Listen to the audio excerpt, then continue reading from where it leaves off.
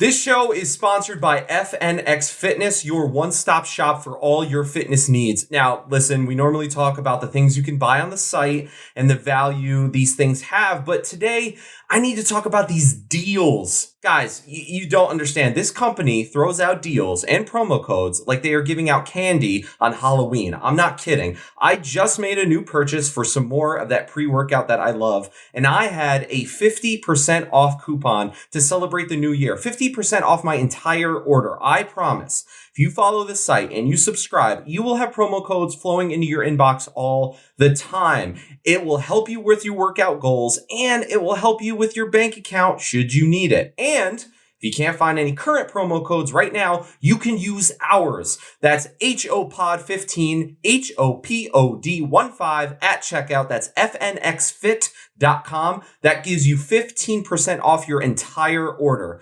Together, we can fuel for greatness with FNX.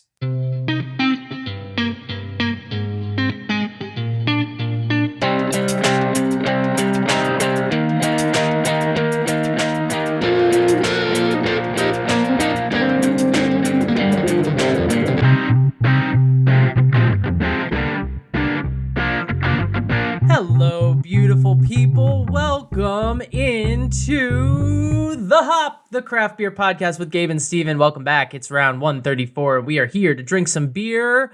What's up? My name is Steven Humes. I am here with Gabriel Apria. Howdy, hi ho. How we doing, everybody? I just ate like 4 pounds of sushi. I feel fantastic. I'm ready to drink some beer. How are you feeling, Steven? I feel ready. I went the Indian route, just finished a bunch of curry. And you know, nothing prepares me more to pour a bunch of beer over my palate than some spicy Indian curry. I'm good to go. I'm here. Amen. Yeah. You know, last week was a big week for us, so we're getting back to our roots this week. We're going to a brewery and we're just going to sample what they have. And this week, it's New Holland Brewing out of Michigan. Going to Michigan, baby. All you Michiganders, get pumped. New Holland been in the game a long time. It took us a while to get them on the show, but you know, it's another one of those, we said it about the Shoots, right? It's another one of those breweries where it's like, wow, really? We haven't done them yet, huh? Yeah. Guess it was time. It's time. You know, if you know New Holland, you know they really like dragons. You know, they have a bunch of other beers on tap as well. We're really excited to really get into it. And I know we've been to Michigan once or twice, but it has been a while. So we're looking forward to it. And as always, thank you guys so much for joining us. So if you are new to the show, we have a backlog of 133 episodes before this one that you can go back and listen to if you are interested. We are The Hop, a craft beer podcast on YouTube. You can watch the show and see our beautiful, beautiful faces. You can follow us on all the social medias at the HO Podcast, Instagram, Twitter, Facebook, all of those kinds of things. Wherever you listen, if you could give us a rate and review, we would really appreciate it. If you found us newly last week when we had the CEO of the brewery on, what's up? Thanks for listening to that and sticking with us. And yeah, rate and review on Apple Podcasts. Follow us. Tell your friends. Tell your family. Get the word out there. Help us grow our hop community. It means the world. Let us know what breweries to hit up next. Let us know what breweries to repeat. Let us know what beers you're drinking on Valentine's Day. I don't know if any breweries have any special V-Day beers, but they should. Maybe like a cherry stout, you know, red. That could kind of play with the flavors. Some sort of marshmallow chocolate something. You think of chocolate candies and giving your significant other something. Or you're alone and you just want to drink. That's fine too. But as always, join us. We are here for you guys. All right, let's get into the news. Beer news. To answer that question, yes, there are plenty of Valentine's Day beers coming out and hitting the market. I'm seeing a lot of like stouts, you know, lots of rich, luscious beers with like raspberries or things like that in them. That sounds about right. You're not going to see like, this is our Valentine's Day lager. Like, no. Get that out of here. It's time to get rich and sensual. So they're out there. We've never marked the hop, the Valentine's Day on the hop, and I prefer it that way. But you know, You know, if you it's fine. celebrate, happy love.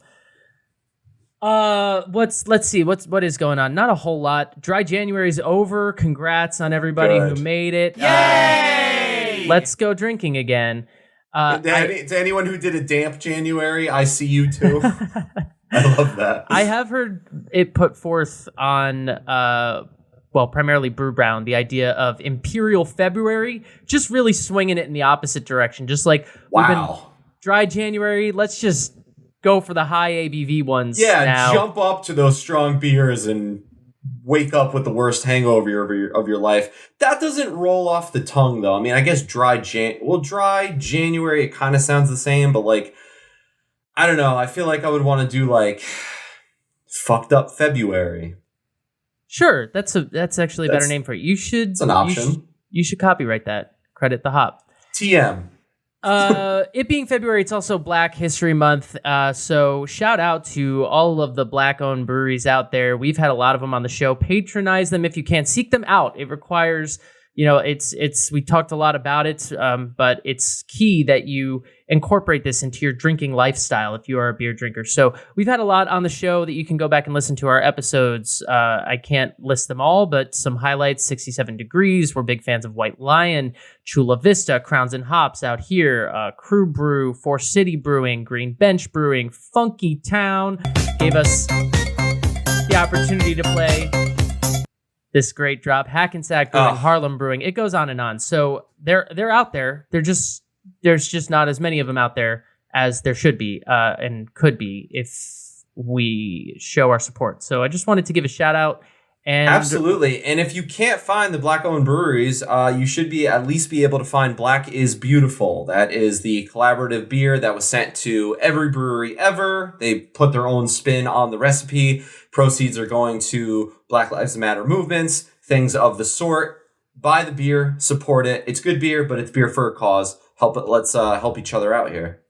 Yeah, it's a very 2020 beer, but you can still find it in places every now and then. So if you see it, buy it, drink it, love it, support it. And if nothing else, you can go back and listen to all of our episodes of those breweries and our Black is Beautiful episode, which got us fucked up. So yeah.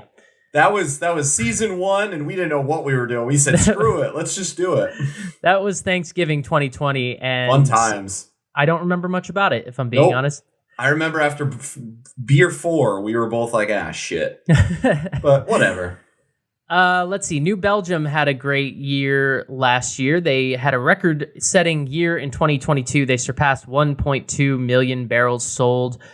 New Belgium has a lot going on, obviously. They, merged with Bell's Brewing. They've got a rebrand happening. They're putting all of their weight behind the very dope Voodoo Ranger brand that they put forth. They're expecting even more sales this year. But going over 1.2 million barrels last year set a record for them and was exciting. So we wanted to give a shout out.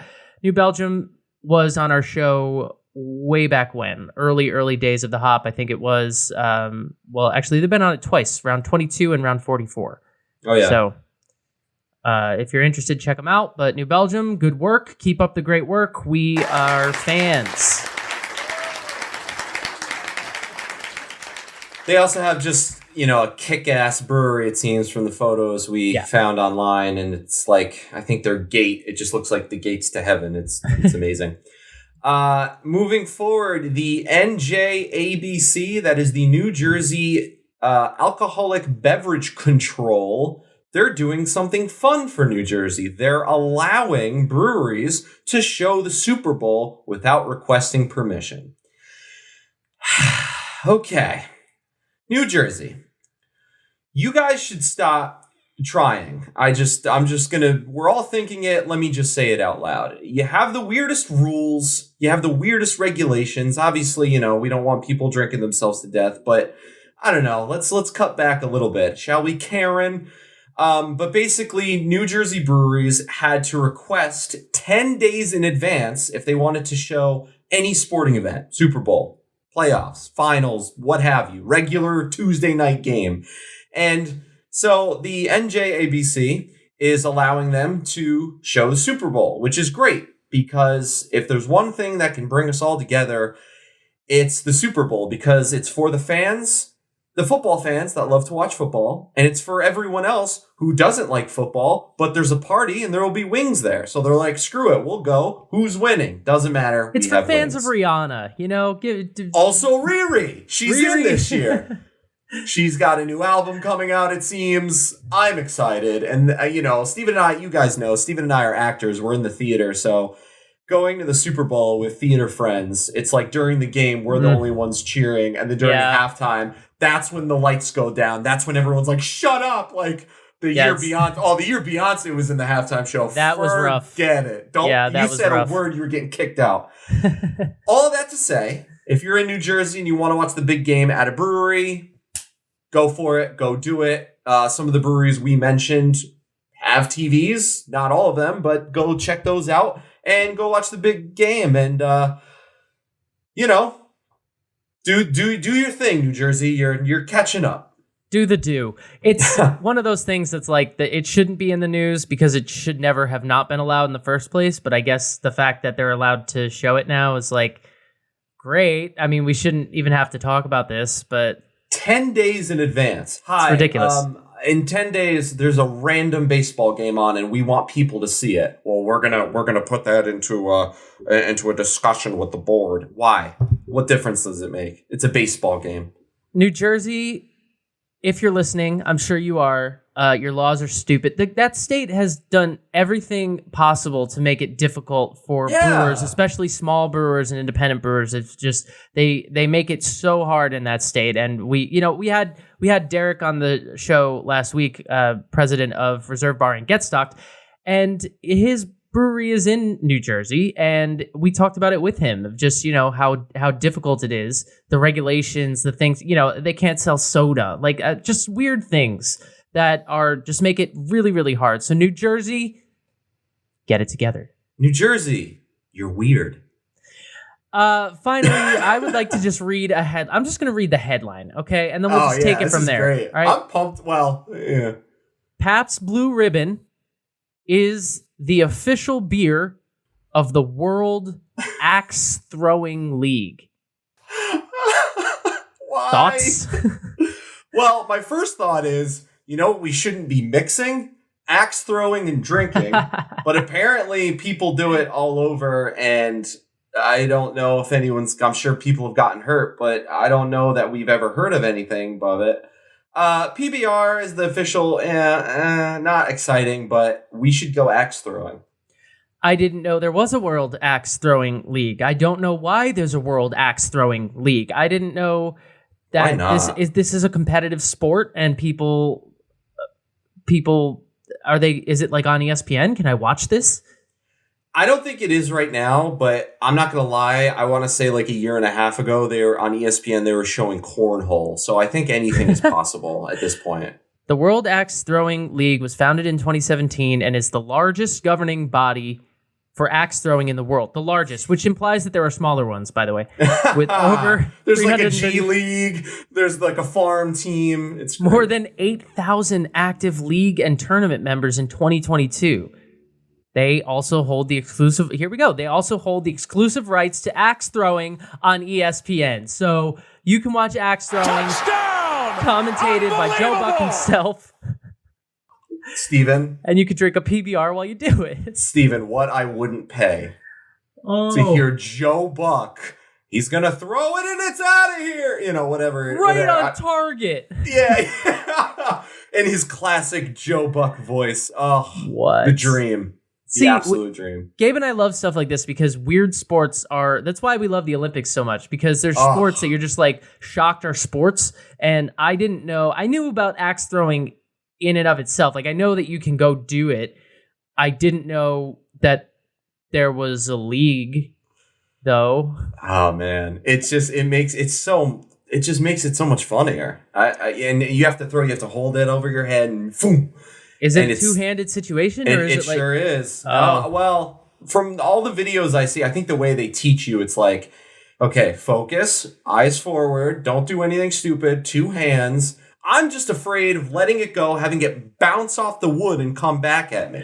That's my biggest fear. Yeah, I mean, the PBR part of this is less the story. The real story is that this exists. But this is a thing. If there was a beer to be the official beer of this, I think PBR is the right one. You know what I mean? Like, that's probably what these dudes, I assume most of them are like, I'm picturing lumberjacks throwing these axes. That's absolutely. What is in my brain. Big burly men with flannel. Giant beards. And like a winter cap, but like it's not that cold out, but it's like their style. Yeah, like not Gabe and I. That's what I'm getting at. The opposite of us. But I would try this in a heartbeat if you and I had to team up and it's like, all right, boys, chug your beer and throw the axe. Sure. Fuck it, let's go. Why not? All right, Steven, you got a toast? I surely do. Let's get at it. All right, this is a poem by a nerd. Every time I play this music, I feel like I have to wait for the moment, the drop. All right. Hey, shoot your shot. House Targaryen. From ancient lands far and wide, a dynasty rises from the ashes. Brought across the narrow tide is such fiery power to enthrall the masses. Thrice does the wild enchantment flare, and Dracarys is heard loud and clear. Fly, O children of dusty scrolls, your fire enlightens the tales of old. Viserion golden as the dead lion's mane, his claws that catch and jaws that bite. His brother Rhaegal green as the fields on a midsummer's night. Finally Drogon, black as fright. Your fire glows with a bloody light. Across the narrow sea the scaled beasts fly. Hark, the mother of dragons is nigh. Valyrian roots and Andel mud, Westeros united under fire and blood. You know nothing, Yes. Jon Snow. How am I going to go with anything else besides that? Yeah. For this I didn't know what episode. where you were going at first. You said, this is a poem by a nerd. I'm thinking like, oh boy, what's this about? And the second I was like, there it is. Yep. Their name It makes sense. Their name is Maya Myola, and they wrote that in honor of House Targaryen. They are a certified Game of Thrones nerd. Hey, you got to do what you do. I love it. Well done. All right. Board your dragon. We're going drinking.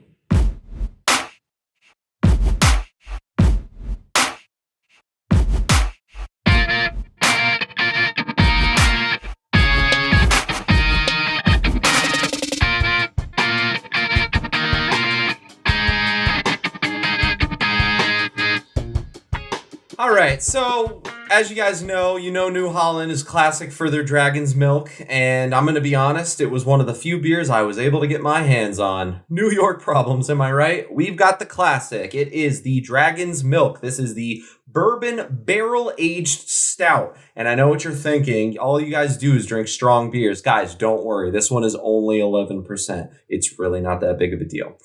There are 30 IBUs to speak of. It is a year-round selection by the brewery. Beer Advocate gave it a 90. Untapped gave it a 4.06.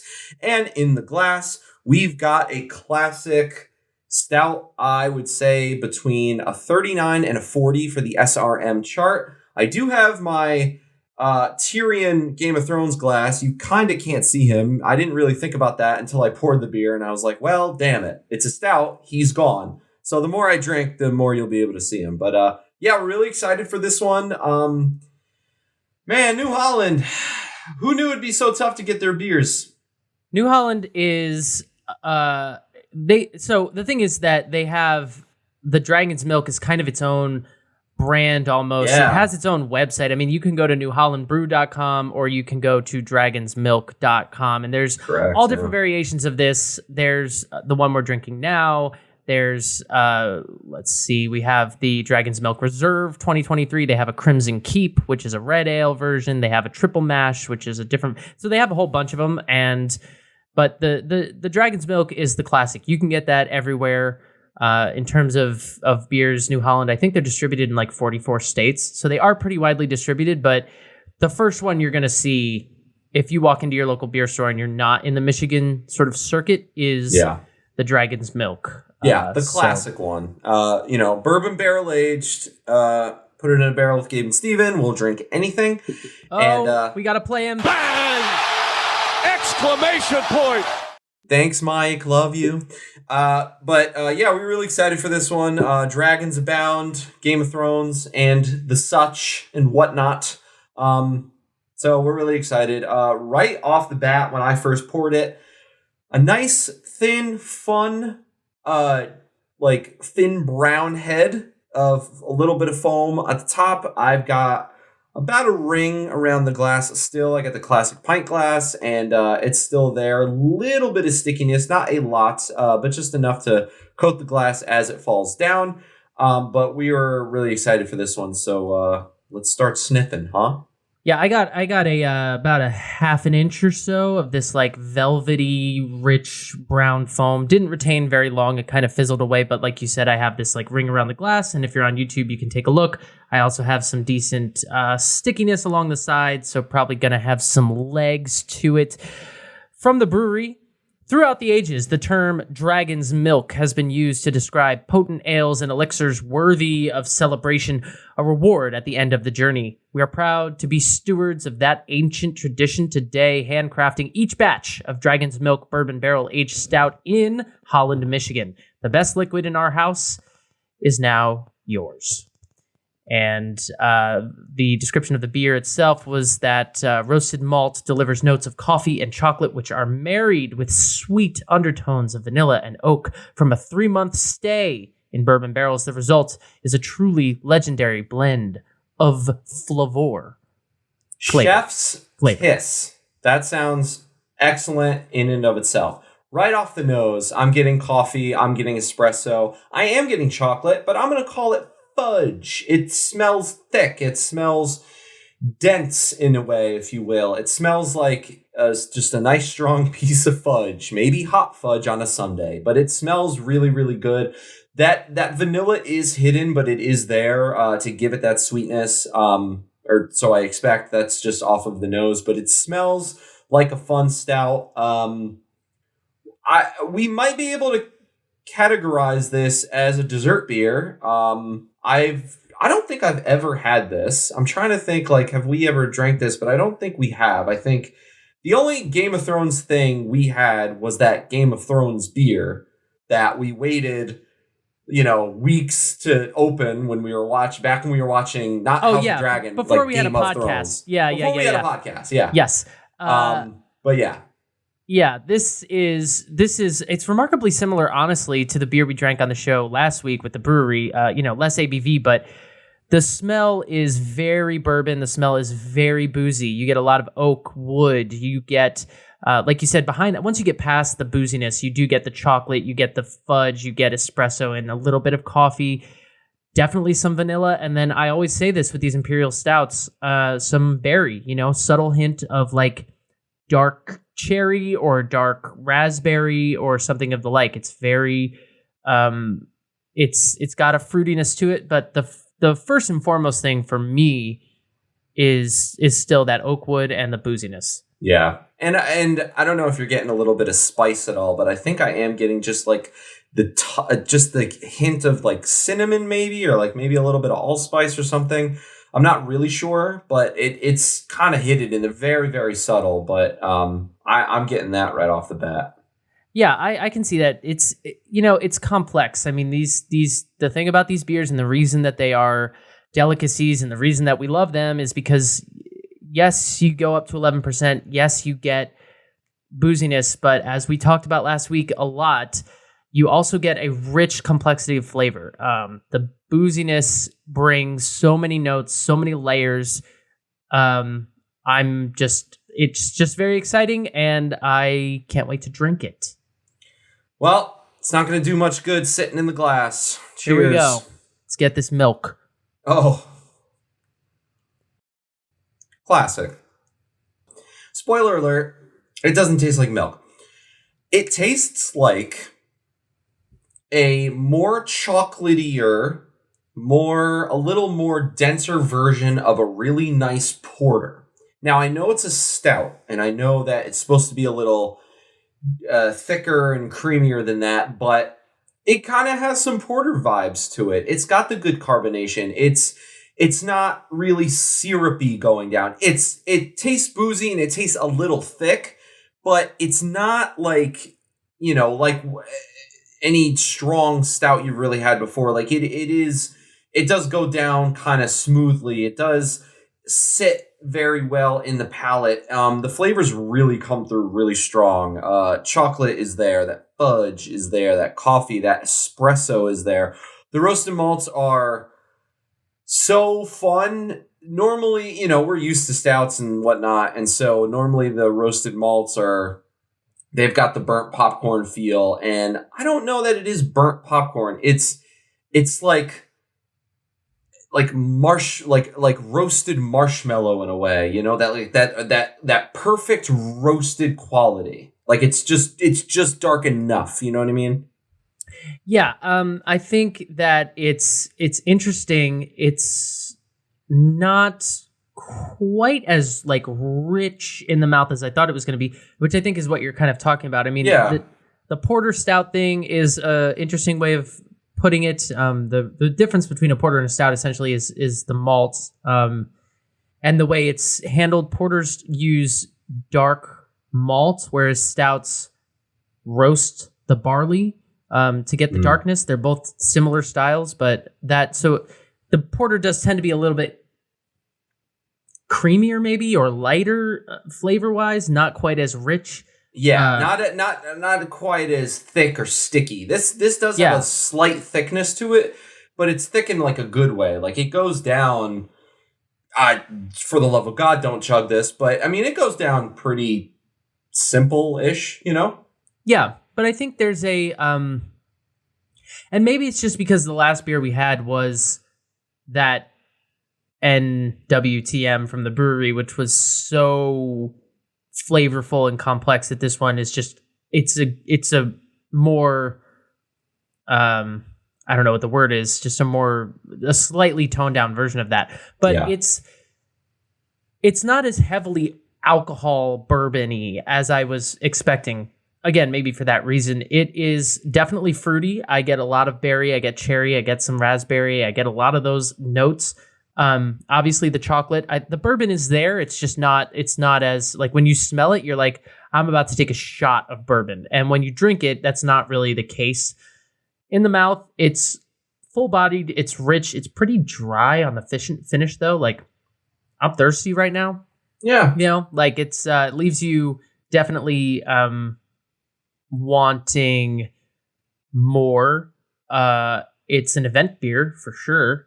Oh yeah, 100%. She thick, as we like to say. Yeah, it's very good. It's a classic for a reason, and it's also the foundation on which, as we said, they have all these other variations of it. Like I would love to get my hands on, the 2023 Reserve version, or the Crimson, the bourbon barrel aged red ale. Like talk dirty to me. And they have a bunch of other ones as well. So triple mash, 17%. Girl, shit. The Tales of Gold is a golden ale with milk sugar in it. Oh, that's probably Fun. So good and creamy. That's probably dope. Yeah, I mean, I think, it's like you said in the beginning of the show, it's another one of those, like, we haven't done New Holland yet, so I'm pumped we got to start with this. Full disclosure, I'm not going to say we, because one of us has another beer. I tried very hard to get a non-Dragon's Milk second option, and I just couldn't find it in my area, so that's unfortunate, as Ron Weasley would say.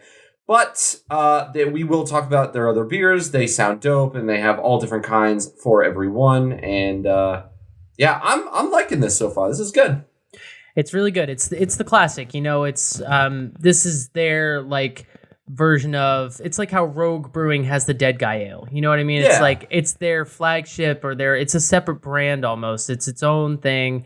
It was interesting doing research on the beer and, clicking on the Dragon's Milk and being taken to a completely different website. It's like, oh, at first I thought I did something wrong. I was like, there must be a second New Holland. And then I looked at it, I was like, no, it's them.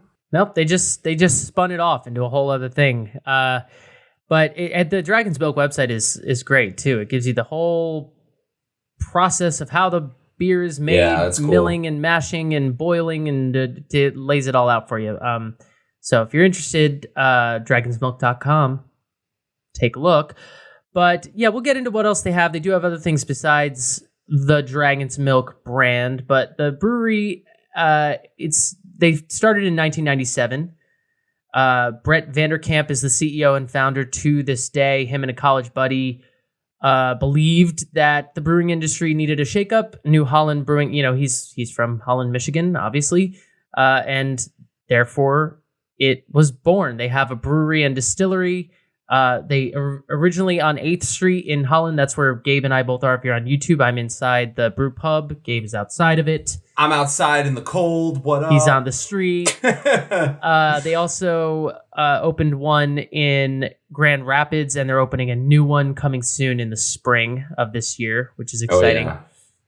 And then they got into distilling in, 2017 or so? So they also I can't wait to talk about that. 2005. That's my bad. 2005, they got into distilling. So they've got vodka, bourbon, and gin. Oh, man. It looks so cool. Can't wait to get into that. So then their beers are sold, obviously, at the brew pubs, but they're distributed throughout, 44 states, exported to Canada, Europe, and Asia. And because Bell's has now been sold to Kirin, along with New Belgium, that makes New Holland the largest craft brewery in the state of Michigan. So, good for y'all. Y'all did it. So you're telling me 44 states, Canada, Europe, and Asia can get these beers, but I can't get anything other than the Dragon's Milk?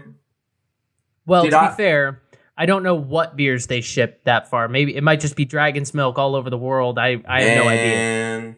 I called so many places. Anyway. But no, it's really cool brewery, really cool story. Their second location in Grand Rapids opened in 2016. And let me just say this. New Holland, send us more beers. We will do another episode. It's been done. There's precedent for it. And seriously, send us a non-Dragon's Milk something or other. Send us the hazy IPA. Send us the pale ale. We would love to get into it. We'll do another thing. Send us. We have a policy on the hop that if beer is sent to us, we will do an episode. It's how we work. So, but while we're talking about the brewery, happy 25 years as of last year. That's very exciting. That's very great. We love to see that. Honestly, at this point in our lives, because of good old COVID, as long as you're open, you've done an accomplishment. It's like, we've been around for 25 years. We've been around for 3 months. Hey, good for you guys. That's honestly how we feel. It's a good point. They say that they're recognized as one of the leading innovators in the revolution of craft brewing and distilling. They've got nearly 500 team members. They obviously have a huge operation. I mean, to be running that many brew, to your point, a lot of places are closing their operations, or at least closing brew pubs, and this place is opening a new brew pub in the spring, in theory. So they have a big team. They're a big company. They're a big employer in the state of Michigan, and so they're killing it. They have a retail presence, continuing to grow. They've got a spirits tasting room too, separate of what we've been talking about. And if you like to eat, they've got restaurants as well. They will pair your beers with fine quality dishes. Yeah, their brew pubs look delightful. Just looking at the menu of the Holland Brew Pub, I would just like to throw out. They got pizzas, a lot of pizzas. They got a carnivore pizza. That's how I do it if I do it. A lot of meat. They got let's see, create your own pizza, sandwiches. We got a fried chicken sandwich, smoked pulled pork, Michigan turkey. I'm getting hungry. This is we shouldn't be reading. This is dangerous. Tacos, a grilled cheese and tomato soup combo. Come on. All right, that's enough. They got mac and cheese. Okay, I'm done. That's a mac and cheese pizza. It's a mac and cheese pizza. Those are fun. Pasta with pork shoulder, bacon, sweet and spicy peppers, mozzarella on a pizza crust. Shout out to all the people whose New Year's resolution was to lose weight, including me. R.I.P. to that. Yeah, honestly. Enter mac and cheese pizza. Yep. So yeah, they're a great company. There's and they're still independent to this day. As we said, the CEO and founder, Brett Vanderkamp, is still there to this day, So check them out. Dragon's Milk is everywhere. Other beers, clearly not everywhere, but if you can find them, they have other stuff. We'll get into that in a bit. But should I drink my second beer while you watch in agony? Yeah, I guess. So the thought process here was, okay, Steven got a second beer. I do not. I'll pour another one of these guys while he drinks his second beer. And then I realized it was 11%. And I'm only halfway done with the first one. So I'm going to take my time. Mama didn't raise no bitch, but like she also didn't raise an idiot. So I'm going to take my time and I'm going to just let you do your thing. And I'm just going to sit in agony and pretend I'm there. All right, so it's the Dragon's Milk again, but wait for it. It's the Dragon's Milk White. This is a bourbon barrel aged white stout. It's a bourbon barrel aged white stout with coffee, chocolate, and vanilla extract. I'm fascinated. And, like Gabe said, he couldn't get another one. They had this, and part of me was like, oh, I could just do what Gabe's doing. But part of me was like, first of all, I didn't want to just leave it at the Dragon's Milk. But second of all, white stouts are utterly fascinating. And I don't know if we've ever actually done one on the show before. I know we recorded an episode where we had one, and I don't think that ended up getting dropped. But I don't know if we've ever done one. So this might be a hot first. We've done regular stouts, and I think we did one golden stout, and that was it.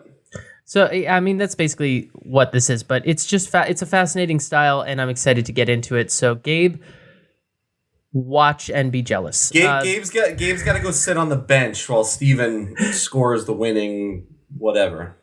This is 6% ABV, so don't worry, it's an easy drinker. IBUs are 35. Beer Advocate has it at 85. Untapped 3.82. From the brewery, Dragon's Milk White is a nod to New Holland Brewing's 20 years of barrel aging expertise and commitment to innovation in the name of flavor. The next legend to unfold in the Dragon's Milk family, Dragon's Milk White creates a full-flavored yet lighter stout drinking experience that presents familiar flavors in a completely unexpected way. They say your vessel will be filled with the color of gold, and yet there is more to this white stout than meets the eye. Aged in bourbon barrels, Dragon's Milk White is smooth and velvety, abounding with notes of coffee, chocolate, and vanilla to present classic stout flavors in a delicious new way. This is what they drink on Game of Thrones. Not like the TV show. I mean like the world. Like if you really were Jon Snow and you were like, go get me a horn of ale, it'd probably be this. And here we have the glass with my Game of Thrones glass, of course. It's the wrong house, but that's what I have. In the glass, okay, it looks like an IPA, first of all. It's gold in color. It has like some sediment floating in it. It's fairly hazy. It really looks like a hazy IPA. There are bubbles shooting up from the bottom. It poured with a fairly thin head that was like kind of pure white or just slightly off white, not much retention, not much lacing to speak of either. It's pretty clear on that side in the glass, but it's very hazy. And this is the thing about these beers, which are rare, but it's a mind trick. You look at them and you see a golden ale that looks like a lager or like an IPA or whatever, and so you're expecting one thing in your brain. And then the drinking experience typically is something completely different. And that's why I wanted to do it on the show, because it's just, it's fascinating. So, on the nose, it's very similar to the other one we just drank with less chocolate, but it's still there. Yeah, that checks out. You get the bourbon oak notes a little bit. You get the chocolate and cocoa. You get these nutty malts. There's a slight fruitiness. Something sweet. It's probably more vanilla than like caramel or anything like that. But there's something sweet to it. Again, the red cherry. I mean, it's really similar to what we just drank, and that's why it's like like look at these two beers. If you're on YouTube, look at them side by side. These two beers smell basically the same. And that's wild. God, it's a science, man. I don't get how people do it, but they do it somehow. They throw shit together, they mix it up. they pour it, and you have what's in your glass, and then it makes us happy. So, well, I'm just gonna sip it because I don't have too much else to say. It smells like the other one smelled, and great. So I just want to see how it tastes now. Love it. Yeah, I'm interested in this for you because of the way they give the emphasis on the vanilla. You know, I think they really kind of go out of their way to make sure, you know, they kind of back up the white stout vibe, golden stout, whatever you want to call it. In this case, it is called the white stout. But yeah, that vanilla is really going to play a factor, and I'm sure I can almost guess that it'll be bumped up a lot to the point where it's on the nose, but I think it should be on the taste as well. Am I right? Survey says. Yeah, I mean, absolutely. It tastes like a stout. I don't know that I get a whole lot of the vanilla extract. I mean, there is actually vanilla extract in here, so that could make it very sweet. But I don't know that I get a lot of that. I get more of the. It's like coffee roast up front. It's definitely coffee. It's not espresso.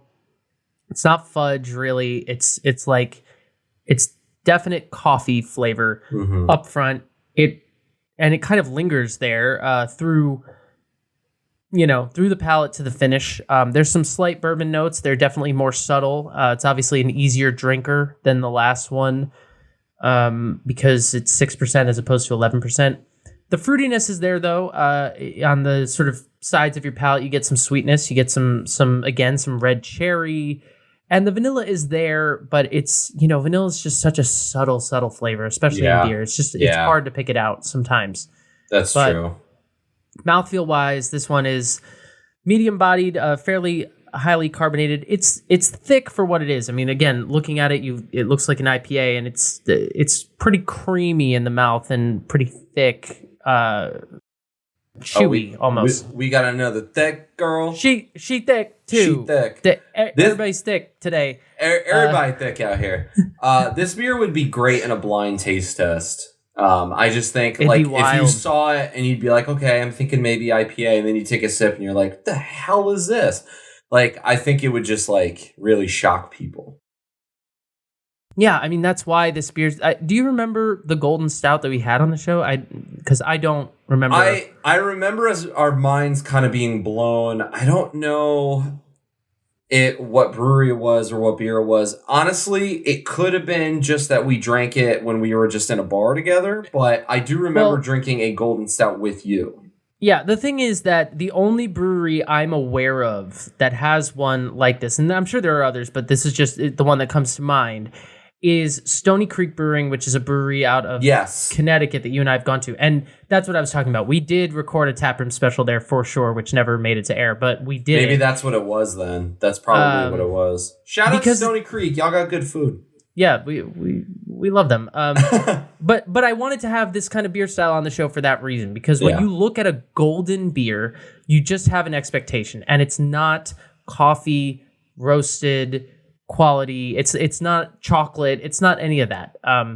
And so it is a mind trick to have a beer like this that tastes the way it tastes. It's a feat truly of brewing. It's definitely possible, but it's very rare, and it's exciting. And the one at Stony Creek is like mind-blowingly good. This one is just in line with it. I love it.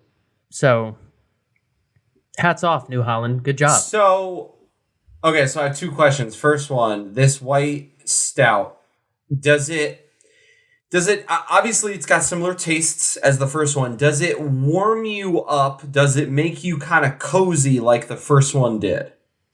Not quite the same way. It's definitely a lighter drinking experience. I would love to see, and I don't know if it's possible, but again, New Holland, just pitching ideas, okay? Just bad pitch, just throwing things out there. I would love to see an 11% version of this because...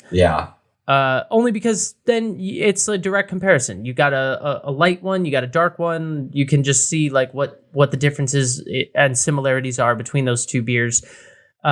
This one is definitely more, and it's intended to be more of a stout that you could drink without shutting your night down. And I think that's great. Like, I think there's a place for that for sure. Like, oh yeah, we got to pay our taxes later. I need to not just black out. I need to not. So then my second question is rank them. Which one you going for again? And not which one is better. It's I like the classic of like you're at the brewery, you had this one as your second beer, you're going to get a third beer. Which one are you grabbing? This is tough. And I'll say this. I'm DDing you, so don't worry about if you're like, okay, I don't want to go for the 11% because I have to drive home. We got a ride. I think that I would go with the original only because the bourbon flavor is more present, and so the complexity is more there. The bourbon flavor really does kind of fall to the wayside a little bit in the white. Maybe because it's 6%. I don't exactly know why. But the bourbon barrel aging doesn't have the same level of complexity in the white as the dark. So I would probably go with the dark, but I love the white too, and I commend it for what it is, because as I said, it's just so rare that the fact that it even exists makes my heart sing. Nice. That's awesome. Yeah, we love to see that. We love to see the innovation. We love to see something different. How often are you going to see a stout that doesn't look like a stout but tastes like a stout? Mind blown. And if you see it, grab it, because it's just worth having that experience once if you can. All right, we gotta move on. We have a co-star here on the Hop who took a week off last week, lazy, couldn't have been bothered to show up. So it's time for him to put on his work cap and get back in the office.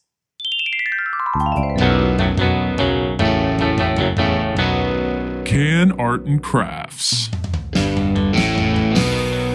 Yeah, Can Arts and Crafts. We're talking about artwork. We're talking about what is on the can/bottle. We are going in order. Dragon's Milk, the original bourbon barrel age. We have just a classic, fun dragon. White dragon, black background. It looks dope. Curled tail. Looks like he could kill. Probably gonna set you on fire. Probably gonna roast you, cook you, and eat you all in one. How can this not remind you of Game of Thrones? Like, listen, even if you haven't seen the show, you know there's dragons in it. You see this, you immediately think of HBO and our good friend Hodor. He's the man. And then Steven's white stout is basically the opposite, which I love. That color scheme flipped. White can background, black dragon, same style, same logo, big bold letters of what the drink is. I mean, it's a classic. It's a showstopper. There's kind of nothing quite like it. Even if you have a dragon on a can, these dragons are specific. They're very straightforward. I am going to do something I haven't done yet. I am going to give the regular Dragon's Milk, I'm going to give it a 9.7. And I'm going to give the white a 10 out of 10 because it's just so cool. Honestly, I should give them both a 10 out of 10, but I just wanted to be that guy. It's a dope can. Like I said, if it's next to anything in the beer line, you know what it is. No mistaking. Bob Ross is here. Bob Ross didn't want to crash the interview game last episode, but he's here. He's riding around on his own dragon, the Dragon of Life. And that is another great addition to Can Arts and Crafts.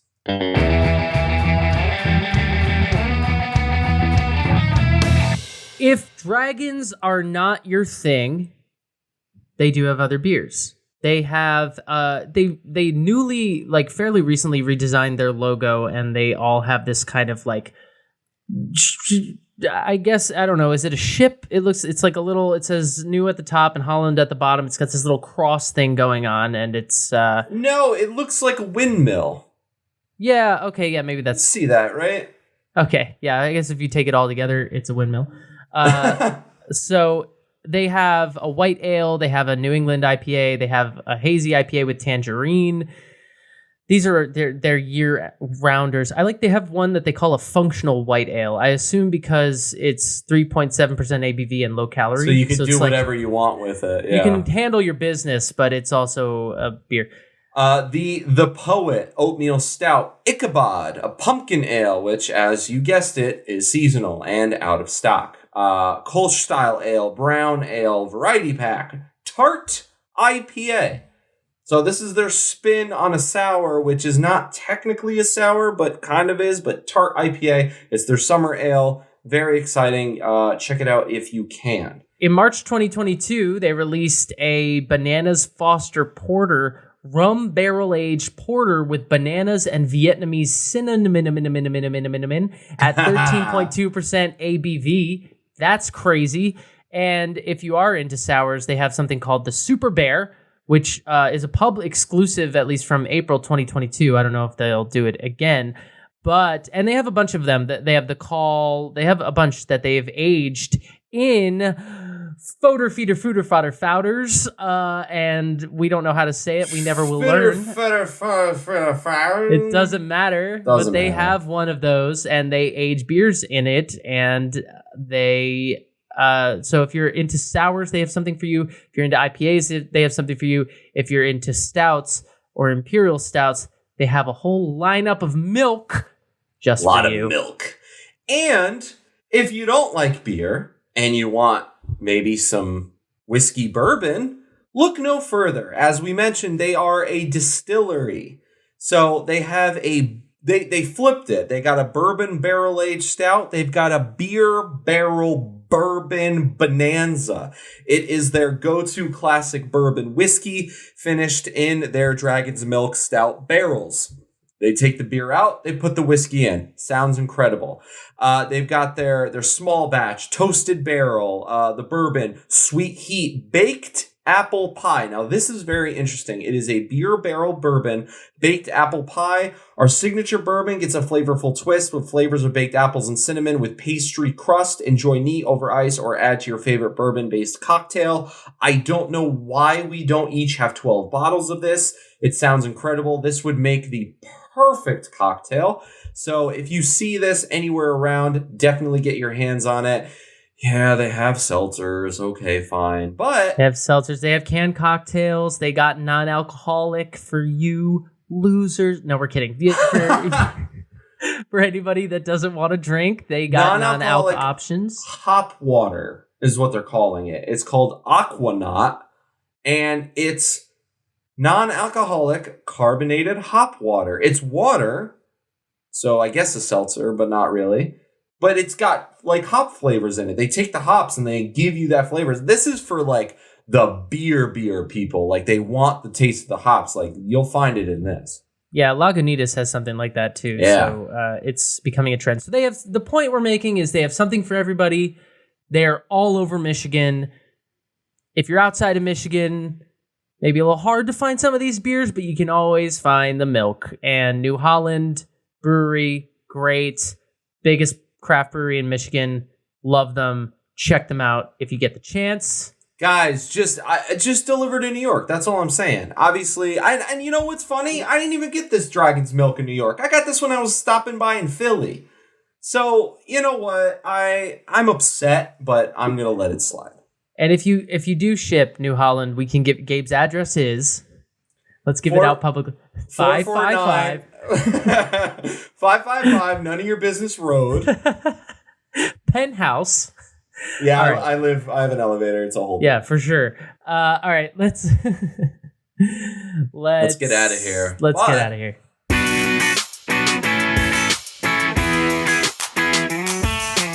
Last call. But not before talking about Groundhog Day, which was last week. Great movie. I mean, Bill Murray, love that man. Anyway, we're weirdly not streaming anywhere because, full disclosure, I've been trying to watch that ever since. Well, it was Groundhog Day, and I was like, you know what, I need to watch Groundhog Day. Yeah, and I can't watch it. So that's neither here nor there. Not what we're here to talk about. In Canada, there was a Groundhog Day celebration. There's a very famous groundhog called Fred Lamarmont. And he every year does what the groundhogs are paid to do. He comes out and he says either it's going to be cold for a while or we're in for a nice early summer. And so everybody gathered for the big event. There were children. Everybody had their cameras. It's a big Puxatawny Phil-like situation. And they went to go get Fred the man. and he was dead. And oh, it's hard not to laugh at it. It just is. It's just like, this is supposed to be a like community event. Well, not only that, like this is supposed to be a predictive groundhog. Like this groundhog is supposed to have supernatural powers where he foretells the future, and he's dead when you go to get him. So like, what does that foretell? That seems ominous. That, like, to me, we've been talking about Game of Thrones this whole time. That, to me, sounds like White Walkers are coming. Like, there's got to be a bad omen attached to this. Like, he died, right? I mean... he was dead in his cage, and what I love is that they didn't, like, call off the event. Instead, the guy, like, I guess, at least the way I'm understanding it, the crowd was there. The crowd was there. That's what they should have done, right? You just go get another groundhog. You pull what your parents pull when your goldfish dies. You go get another one. Go get another one. And you go like, oh, this one's sprightly. I don't know. Yeah. I don't know. He found a second wind. Not what they did. Some guy came out to the podium, and his name is Roberto Blondin, who is the event organizer. And he came out to the podium and he said, this year, things are going to happen completely differently. There's a famous saying that goes, in life, there's only one certainty. Nothing's for certain. Well, this year, that has come true. It's true. It's unfortunate. I'm here to announce Fred's death. And all the kids started crying, and people started fainting, and... He went to wake up Fred for the old prediction, and Fred was dead. Apparently, he most likely died during hibernation, which I guess... Someone's to blame for all this. But so, it died during hibernation, so that implies that it's been asleep for like a while. So nobody's checked on this thing. It's just been in a cage or something, hibernating. You're not like supposed to. You're supposed to just let him sleep, right? Isn't that how that works?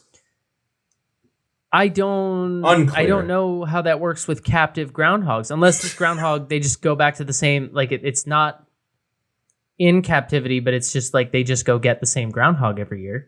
All right, Fred, it's time. You ready? And he's like, kill me. You know, even if he was alive, like that's kind of fucked up that he's been asleep for like what, 3 months or something, and you're just gonna wake him up and be like, time to work. Like, yeah, let him get his footing in the door. Jeez, didn't you check on him periodically before the big event? Yeah, listen. Obviously, my heart goes out to his family. But I don't know. You have to look at the comedic side of this. The guy who grabbed, he was the mayor. He was just some jabroni. What was he? He's all that the article I found says is event organizer. Great. Okay. So the head of the big the MC, if you will, goes to grab a groundhog, and it's like, Fred. Ah, shit, he died. So yeah, he's dead. So we're just gonna stay in winter forever. Like, in place of Fred, a group of children volunteered to offer their prediction. Oh, great! Isn't that a little bit presumptive to be like the groundhog can't do it? I know. 6 more weeks. Shut up, Timmy. Like that is what they predicted. More winter. And let me just ask this while we're on the subject: who got so drunk and or high off whiteout that they said, you know, it would be really cool if we had a groundhog, a little gopher, tell us if we're gonna have winter or not. Like, well, it does beg the question why. I mean, I'm sure there's reasons for this, and we aren't gonna do any research because that's not who we are inside. People hate us. but it does beg the question, like, why a groundhog? I mean, of all the animals that I would think have some kind of connection to the divine, that they're able to predict the future, you could give me 100 guesses and groundhog wouldn't come to mind. I agree with that. There are more majestic animals that like can do things and they give you that presence. Yeah, it's like, wow, I bet that animal can like see into the future or whatever. And then it's like, grab that like rough looking beaver thing that's rolling around in its own filth. Yeah. Yeah, seriously. I mean, I don't want to be insensitive, but I'm going to be insensitive. It's funny. It is. And it sucks, but it's kind of funny. I'm sorry. Yeah, like you said, sorry to the man. Sorry to his family. Sorry to the devastated, onlookers that had to witness this horrific moment. So this happened in Canada, and they decided that little Timmy would call 6 more weeks of winter, and then isn't in what Puxaton? How do you say it? Puxatawny Phil or something like that. Who? He's the one. Philly Groundhog boy. Day. Philly boy said 6 more weeks of winter as well, right? I guess. I think I heard that, which makes me angry and sad. But, I mean, there is a connection. It's not like one of them said one thing and one of them said the other. Then we'd have to call bullshit, Well, yeah, that's another question that this article does bring to mind. Is it says at the bottom of the article, I'm reading from The Insider, by the way. It says at the bottom of the article, Quebec isn't the only place slated for more winter. Up north, Nova Scotia's groundhog, Shubenacadie Sam. Oh man, that's a Scrabble word if I've seen one. that'll get you some points. Shubenacadie Sam. Yeah, I don't know. Anyway, she saw her shadow, so they also get 6 more weeks. All so right. This is a local thing. I thought it was like a universal, like Santa Claus. I thought there was one sort of like we all. I thought there's one in Connecticut. There's one in Idaho. I thought the government sent out a memo and said 6 more weeks, and then all the groundhogs were like, "It's 6 more weeks." Sure. I didn't know. Yeah, I didn't know Canada had one. I didn't know Nova Scotia. Nova Scotia having their own groundhog. That just sounds right. I don't know what goes on over there, but it seems stupid to be honest. Because isn't it just always winter there? I feel like that groundhog is like perpetual winter, man. I don't know. We give up. It's gonna snow. Can I have another carrot? I'm dying here. Yeah. We don't know anything about Canada, clearly. Well, I'm a Toronto Raptors fan, so I know something about Canada.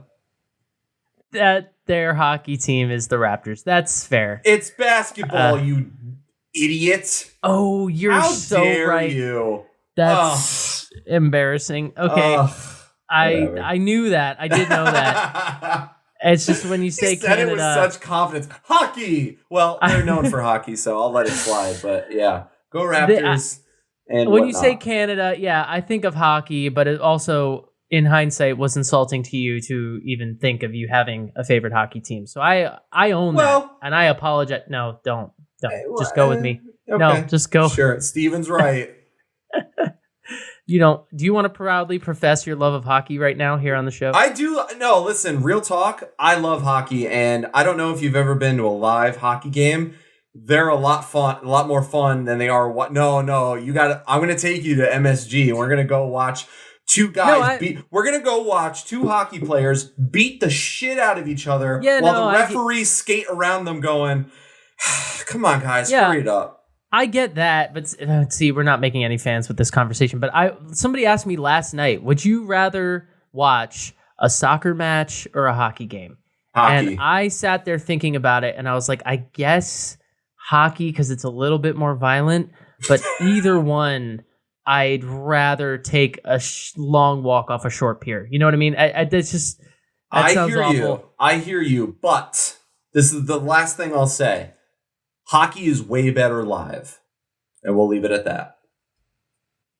That's fair, but they have a team called the Seattle Kraken, and I really hate that. You can't have a team be a singular. What do you mean you hate that? That's badass. You can't have a team be a singular thing.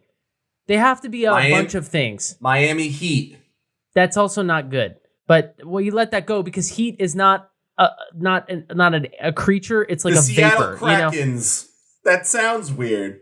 Yeah, it's all bad. Like the Heat, I let go because it's like it's a feeling or it's a gas. I don't know what. The Minnesota Wild. What's that? Hockey. I rest my case. All right, we're gonna go.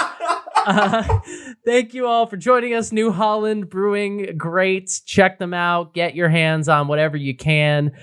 Happy February. Make it an Imperial February. Make it a great Black History Month. Get some Black-owned beer. We support it.